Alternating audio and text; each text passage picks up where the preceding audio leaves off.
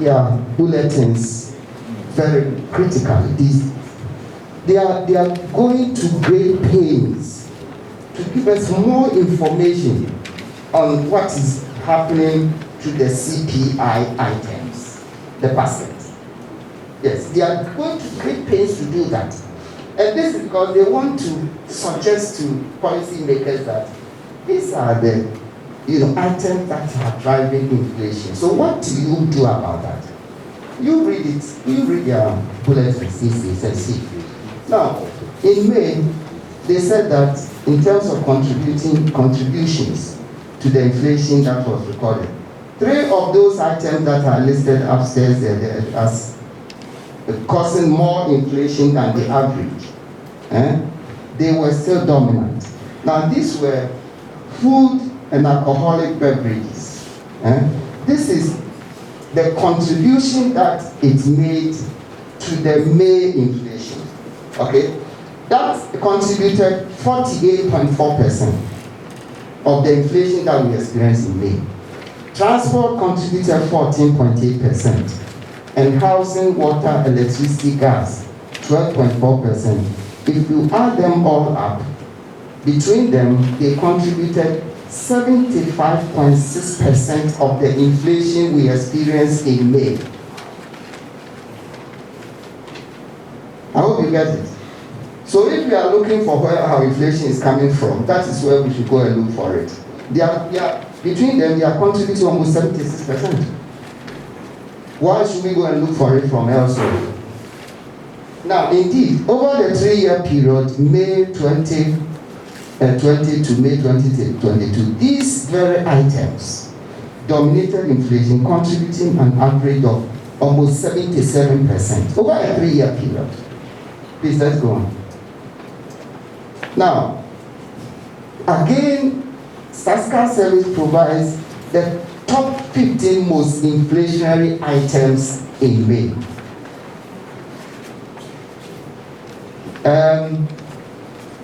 So this figure doesn't, the table is not that clear, but I've enlarged it. So let's go on to that. These were the 15 most inflationary items in May. Grapes. Grapes inflation was 100% in May. So those of you who are consuming grapes, that is what you are seeing, the kind of inflation you are experiencing. Now, well, we said it's important. Now, diesel, 81%. Diesel. Solid fuels, firewood, 73%. All the way down, let me mention petrol because I'm interested in that. Petrol, 62%. Maize, which is local, 61%. Many of these things are local. They are local.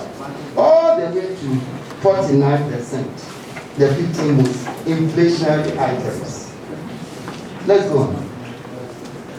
So, these are the very things I've mentioned.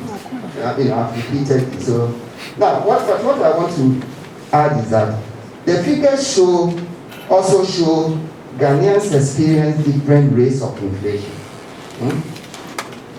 and different degrees of economic hardship, depending on what goods and services you predominantly consume. Okay, so when the Statistical Services inflation is 27.6%, all of us are not experiencing that inflation. Some are experiencing 80%. Some are experiencing 15%. Okay, depends on what you consume most. Let's go. Now, I'm already at a new approach to managing inflation. Again, let me say that we are not in any way suggesting that we have all the answers to managing inflation. We just want to promote a public discourse. So I am happy to see that my Bank of Ghana friends are here.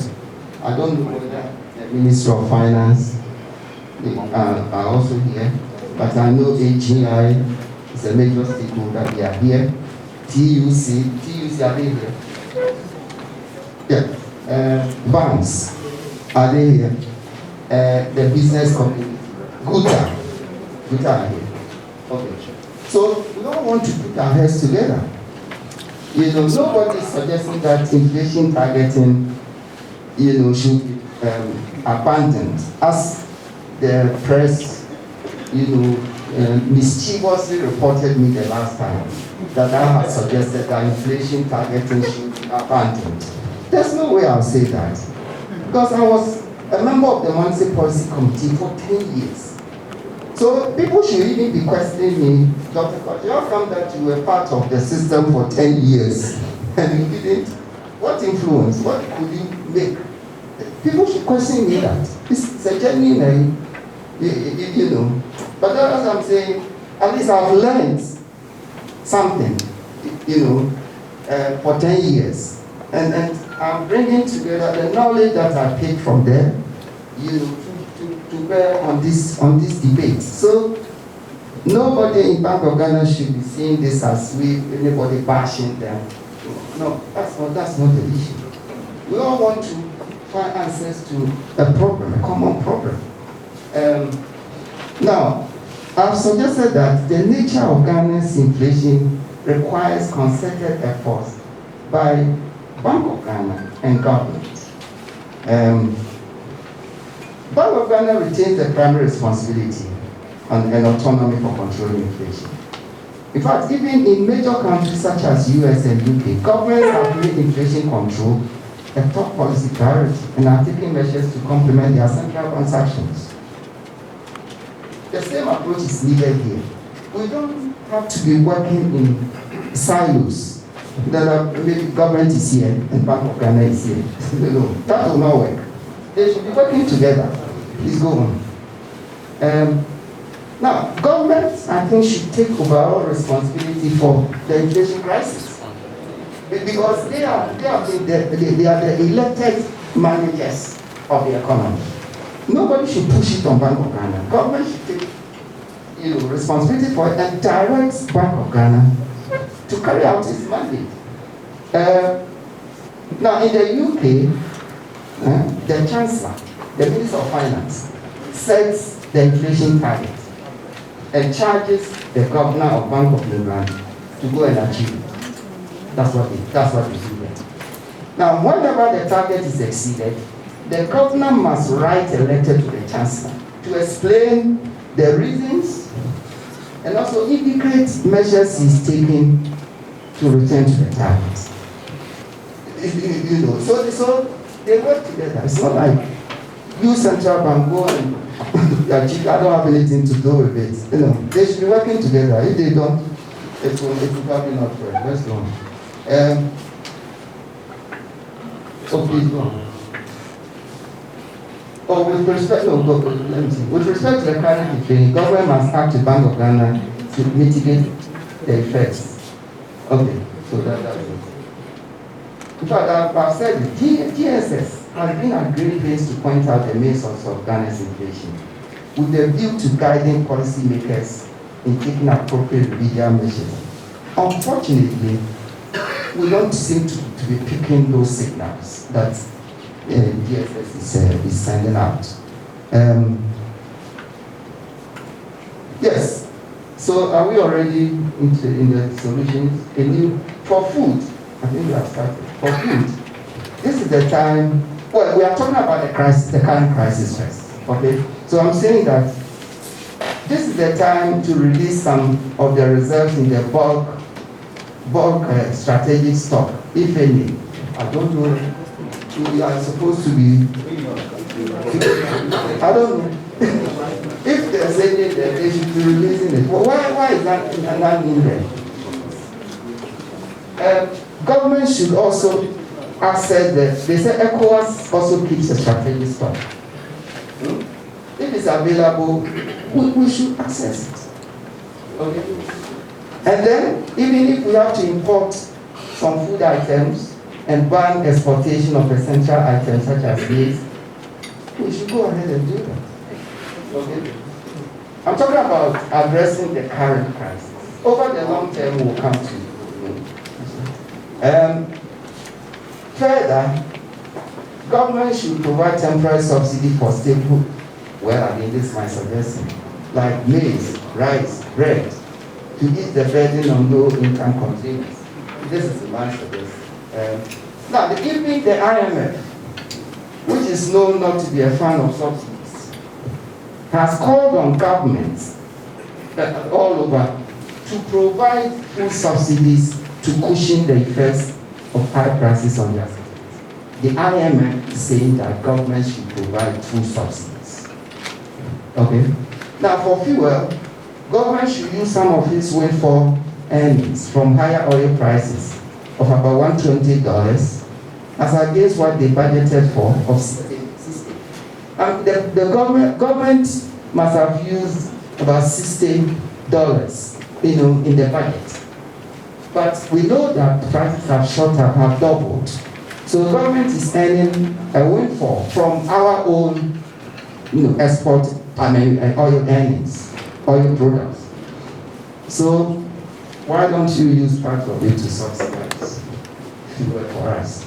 This is the time also to activate the energy sector stabilization levy, which was supposed to have accumulated tax funds to cushion future shock.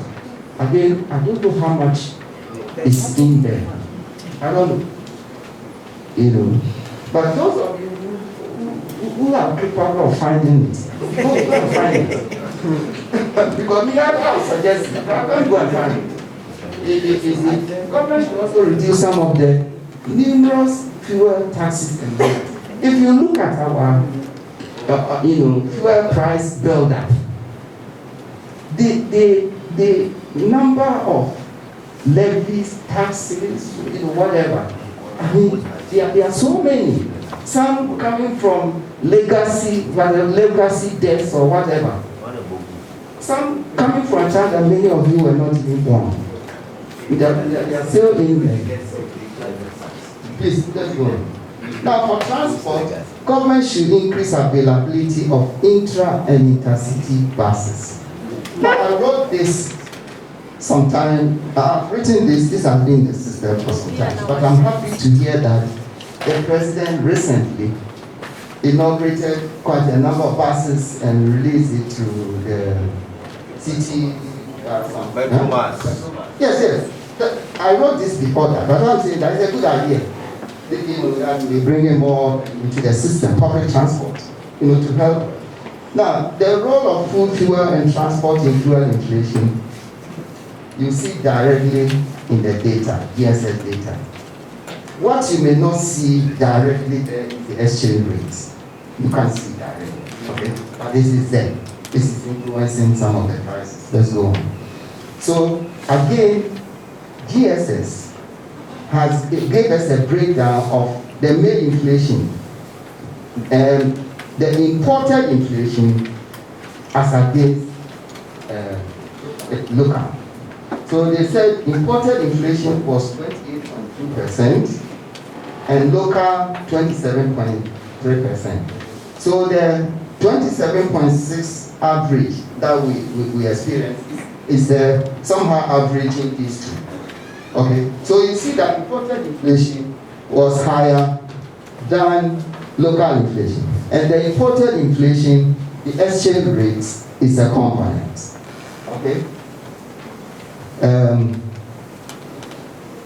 In fact, imported inflation has increased almost consistently since May 2020. If you look at this graph.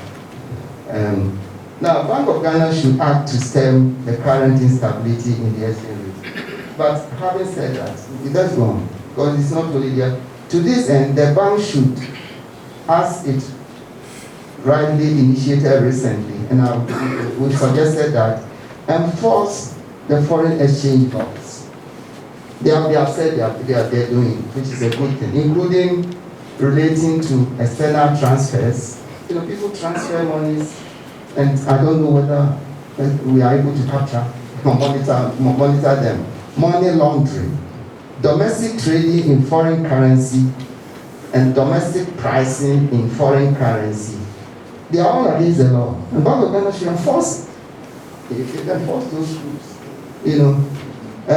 now Bank of Ghana should go further and engage foreign mining companies, oil and gas companies, telcos, banks that are making windfall profits to slow repatriation of their profits and dividends to ease pressure on this. I'm talking about the current situation. You see, even in spite of COVID, some of these companies are making windfall profits and repatriating them and putting pressure on the city. Okay, I'm just saying that Bank of Ghana can engage them and say, please, can you slow down a little bit? You can even take the funds that they want to repatriate and let them deposit it in the Bank of Ghana, and you pay them some return on it. Okay, just to slow down the repatriation and the pressure. Again, that's what Bank of Ghana may arrange to keep custody and remunerate the excess funds until they are ready to be repatriated. Let's go.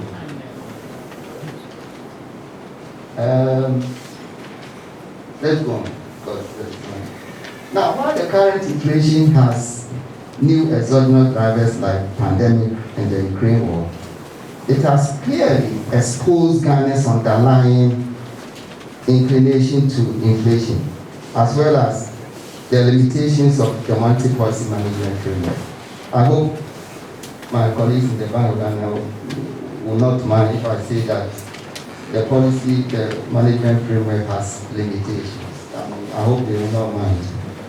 Now, to deal with inflation on a lasting basis, we will recommend a mixed or hybrid approach. Okay? And this will be a combination of the IT approach. I'm not saying abandon IT. It should be there. But which, for want of a better name, I'll call it the macro approach. Because it goes after, inflation, and that's the macro kind of variable. With an approach that directly targets the persistent supply or cost components of the CPI, which I'll refer to as the micro approach. In other words, if fuel is a major source of your inflation, go after it, target it, and do something about it. If it is food, do something about food. Okay? If it is the exchange rate, try and do something about the exchange rate. Or transport, do something about transport. Okay? Don't just limit yourself to an IT framework that goes after everything all together and targeting, not targeting the right sources of the inflation. So the following specific policies are recommended in support of the IT framework. I don't think I want to go through this because I'm taking time. Go through this entirely. But what I've recommended here are what I believe the measures that can be taken to, in terms of food policy. Okay? Now, I'm not an agriculturist. I'm not an agricultural economist. Okay? So, as a macroeconomist, what I can suggest is that now somebody must do something about food supply in this country. Okay? Now, how they are going to do it? Planting for food and jobs or whatever. Let them do it. Whatever they have. So I've listed some of them. Planting for food and jobs. One village, one town. One district, one warehouse.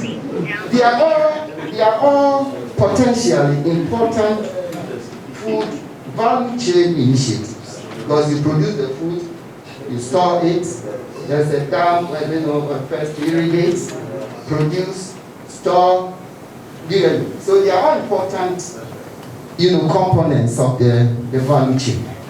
But let's see that they are working. Okay? Now let me go to the next. Look, go back. I have other suggestions there, but as I said, you don't have to go through. It's all about how you can improve the supply and demand. Now, fuel also. Again, do something about fuel. Because we need to position ourselves to be able to respond to these shocks that come. So is it bust? Bust. What happened to Tor? Tor, such an important national asset. What has happened to it? We need to bring it back. To refine our crude, locally. Whatever it will take to bring Tor back, please. Let's go. No, that's all about oil. Transport. Are they make available more transport and all that? No, let me see the graph that is gone.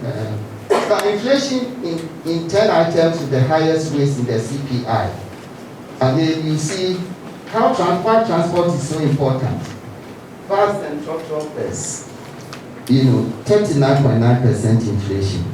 And so on. So transport is important. Yeah, let's go. Let's go. Then the exchange rate also. The way to stabilize it on a durable basis is to close the supply-demand gap. So we must do something about the supply side and do something about the demand side. Now, it is not for Bank of Ghana alone cannot do all these things. Bank of Ghana by itself is not in charge of export promotion. That's not Bank of Ghana's. But it should work with government, alert government, tell government that this is what we have to do. Because that's not. And then on the demand side, we are in a country where we import virtually everything. So why can't we also industrialization? Of course, we're doing it. But these things, we need to intensify them and so that we get the exchange rate to stabilize on a durable basis. Let's go. Yeah, so this is all about the exchange rates. And then fiscal policy, again, let's do something about it. Let's make sure that we practice fiscal discipline. We have moved away, we have suspended the Fiscal Responsibility Act because of the shocks that we are experiencing. But we need to be able to return to it. In fact, I have suggested that in addition to the 5% ceiling on the deficit in the Act, we should also add a ceiling on borrowing. Yes, because borrowing has become a big challenge, problem for us. So let's impose a ceiling also on borrowing in addition to the deficit. So that whoever is the finance minister will be limited in their borrowing, off budget or on budget. Let's go on. Let's go on. It's all about fiscal policy. Hold on. Go back. This is important.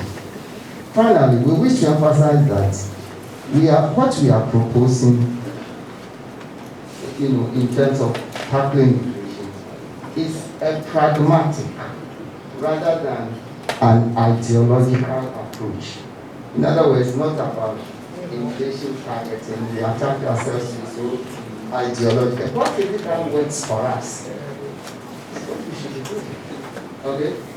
Now, further, it is important we refrain from, again I'm repeating, operating in silos or pigeonholes.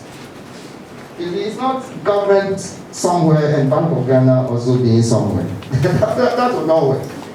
Bank of Ghana and government should work together to achieve a common national goal. Let's go on. Now, to give you an inkling to this process, government and Bank of Ghana working together. At a recent U.S. congressional hearing, Senator Elizabeth Warren of Massachusetts, she was a former Democratic presidential candidate. He asked the Fed chairman, Jerome Powell, if an increase in the Fed rate will reduce food and fuel prices. So it's like a member of our parliament asking Bank of Ghana, when you increase your policy rate, would that reduce food prices? Would it reduce fuel prices? Then the Powell, chairman of the Fed, said no. Okay. The logical question that should follow is, if food and fuel, which are now driving US inflation, and the Fed rates will not have any effect on them, then how would you justify the successive increases in the rates, the Fed rate? Okay, the same question can be asked of Bank of Ghana. If you increase policy rate, would it reduce fuel prices or food prices? Okay, it will not. But again, please, let me emphasize that it does not mean that increasing the policy rate is not relevant, because as I've said, there are demands, the demand side of the inflation, and also the initial supply shocks can also generate second round inflationary effects. So that is where the IT or the policy rate is then useful. Okay, so I'm not saying abandon it, but I'm saying that do it in conjunction with this targeted. I think that we should. Let me see the last slide. Oh, it's coming.